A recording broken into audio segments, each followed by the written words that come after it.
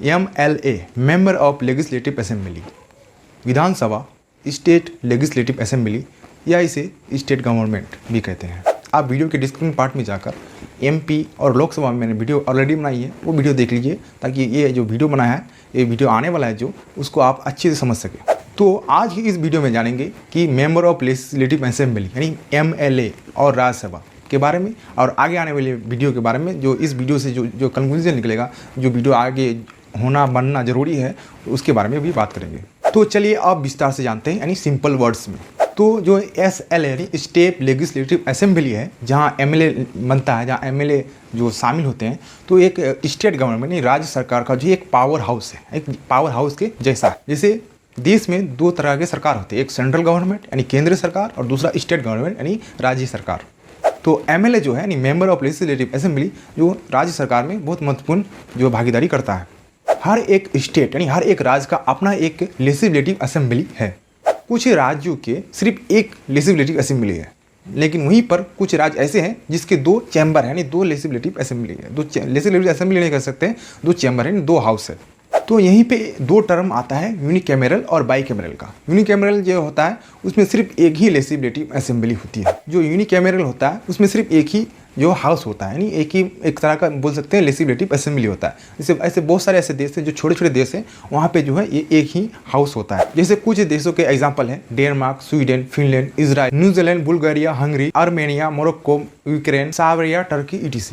बहुत सारे ऐसे देश हैं जो छोटे छोटे देश हैं, वहाँ पे एक हाउस। और यहीं पे एक और टर्म आता है बाईकैमरल का। जो इंडिया जो है बाईकैमरल, उसमें दो हाउस आते हैं। जो स्टेट में भी दो हाउस आता है और सेंट्रल में भी दो हाउस आता है। जो सेंट्रल में है वो जैसे लोकसभा और राज्यसभा, और स्टेट में जो है वो विधानसभा और विधान परिषद। यहाँ पे 22 स्टेट यानी 22 राज्य और 3 केंद्र शासित प्रदेश यानी 30 यूनियन टेरिटरीज में सिर्फ एक ही जो है लेजिस्लेटिव असेंबली यानी एक ही हाउस है। और बाकी के 6 स्टेट्स यानी 6 राज्यों में 2 चैम्बर है, यानी 2 हाउस कह लो। इनके जो नाम है मैं डिस्क्रिप्शन में दे दूंगा, आप वहां से जाकर पढ़ सकते हैं। जो स्टेट लेजिस्लेटिव असेंबली है, जो MLA का काम है, वो उसका काम है कि वो जो सेंट्रल गवर्नमेंट है उनके जो नियम कानून है उनको जो है मॉनिटर करना और देखना कि वो अपने स्टेट में लागू कर सकते हैं या कि नहीं। प्रत्येक स्टेट में, प्रत्येक राज्य में 60 से लेकर 500 MLA की सीट हो सकते हैं। ये डिपेंड करता है कि उस राज्य का पॉपुलेशन कितना है। लेकिन वहीं पर कुछ ऐसे स्टेट हैं जहां पर इनसे भी कम जो है MLA की सीट होते हैं। ये डिपेंड करता है कि जो पार्लियामेंट के अकॉर्डिंग ये जो है डिपेंड करता है। जो स्टेट लेजिस्लेटिव असेंबली है वो डिसॉल्व भी हो सकता है, यानी जो किसी और जगह, जो किसी और राज्य में मिल भी सकता है, किसी और का भी हिस्सा बन सकता है। जैसे सिक्किम जो है 1975 में भारत का हिस्सा बना था। इससे पहले सिक्किम बुद्धिज्म किंगडम का हिस्सा था। तो ऐसा वहाँ गवर्नर की मर्जी से होता है और 1/3 यानी लगभग 33% यानी 33% की मेजोरिटी से होता है। अगर हम बिहार के लेजिस्लेटिव असेंबली की बात करें तो यहाँ पे 243 सीट है। इसे हम बिहार विधानसभा या लोअर हाउस भी कहते हैं। और ये एक बाईकैमरल का टाइप है, जिसका पहला जो इलेक्शन है 1952 में हुआ था। अभी जो है 17वां सीजन चल रहा है। अगर हम सीटों की बंटवारे की बात करें तो 243 सीटों में से NDA नेशनल डेमोक्रेटिक अलायंस के पास सबसे ज़्यादा सीट 134 सीट है, जिसमें से सबसे ज़्यादा जो पार्टी जो के पास सीट है वो BJP के पास है 82 सीट है उसके पास। तो NDA के अंदर जितनी भी पार्टी है, जैसे BJP हो गया, JDU हो गया, हम हो गया, उन सभी को मिलाकर 134 सीट जो है NDA अलायंस के पास है और इन्हीं की अभी गवर्नमेंट है। अगर हम ऑपोजिशन पार्टी की बात करें तो यहाँ पर 107 सीट ऑपोजिशन पार्टी के पास है, यानी 243 में से 107 सीट ऑपोजिशन पार्टी के पास है, जिसपे NDA गठबंधन जो है, इनमें गठबंधन के अंदर जो पिछले भी पार्टी आती है उसमें 106 सीट NDA गठबंधन के पास है और बाकी AIM के पास 1 सीट है।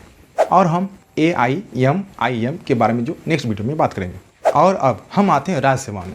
राज्यसभा के बारे में हम सिंपल वर्ड्स में समझेंगे। राज्यसभा में जो है 250 MLA मैक्सिमम हो सकते हैं, जिसमें 238 जो है वो स्टेट लेजिस्लेटिव के थ्रू आते हैं और 12 जो है प्रेसिडेंट जो है चुन के भेजते हैं, जिसमें से आर्ट्स और साइंस का होता है। राज्यसभा एक कंटिन्यूटी चैम्बर है, यानी ये भंग नहीं होता है। और जैसे वहीं पर अगर लोकसभा की बात करें तो वो भंग हो जाता है। जैसे मान लीजिए कोई इलेक्शन नहीं हुआ, किसी कारण से जो सरकार नहीं बन पाई, तो लोकसभा भंग हो जाता है।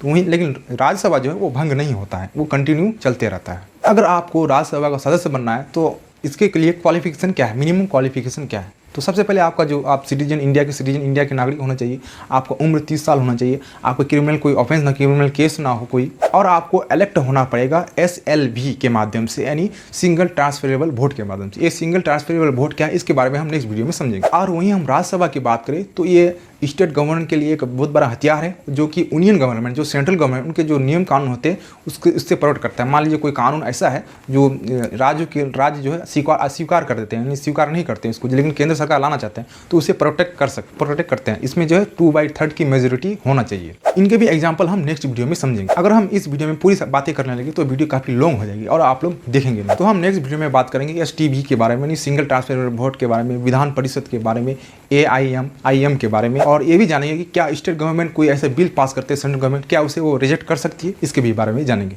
तो आप मेरे चैनल को उसके साथ बने रह सकते हैं। आप जो है लाल बटन है कि अभी काला बटन है नहीं मालूम, लेकिन उसको दबाकर आप सब्सक्राइब कर सकते हैं। Thank you for watching.